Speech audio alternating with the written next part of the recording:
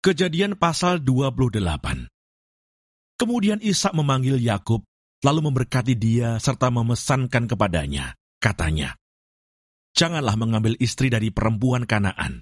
Bersiaplah, pergilah ke Padan Aram, ke rumah Betuel ayah ibumu, dan ambillah dari situ seorang istri dari anak-anak Laban, saudara ibumu. Moga-moga Allah yang Maha Kuasa memberkati engkau, membuat engkau beranak cucu, dan membuat engkau menjadi banyak, sehingga engkau menjadi sekumpulan bangsa-bangsa.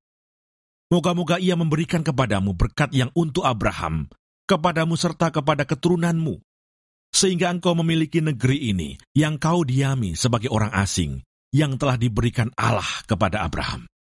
Demikianlah Ishak melepas Yakub, lalu berangkatlah Yakub ke Padan Aram, kepada Laban anak Betuel orang Aram itu, saudara Ribka, ibu Yakub dan Esau.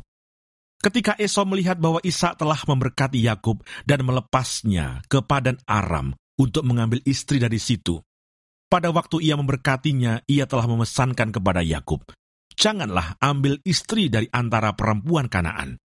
Dan bahwa Yakub mendengarkan perkataan ayah dan ibunya, dan pergi ke Padan Aram. Maka Esau pun menyadari bahwa perempuan Kanaan itu tidak disukai oleh Ishak ayahnya.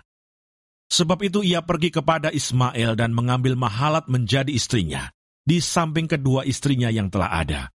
Mahalat adalah anak Ismael, anak Abraham, adik Nebayot. Mimpi Yakub di Betel. Maka Yakub berangkat dari Berseba dan pergi ke Haran. Ia sampai di suatu tempat dan bermalam di situ, karena matahari telah terbenam. Ia mengambil sebuah batu yang terletak di tempat itu dan dipakainya sebagai alas kepala, lalu membaringkan dirinya di tempat itu.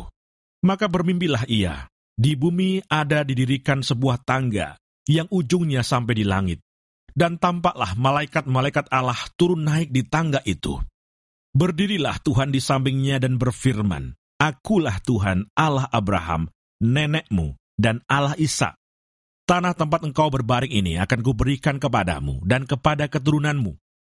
Keturunanmu akan menjadi seperti debu tanah banyaknya, dan engkau akan mengembang ke sebelah timur, barat, utara, dan selatan, dan olehmu serta keturunanmu semua kaum di muka bumi akan mendapat berkat.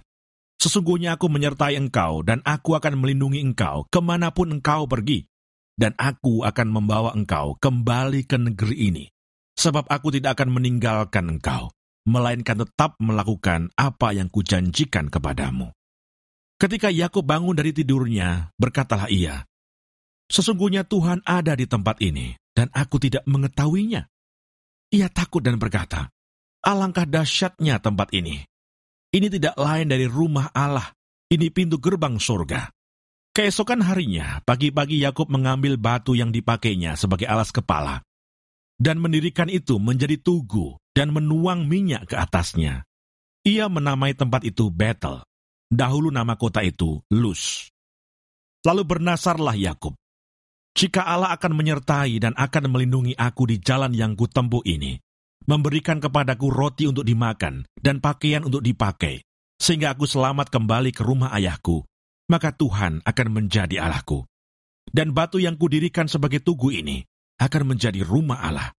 Dari segala sesuatu yang engkau berikan kepadaku, akan selalu kupersembahkan 1/10 kepadamu."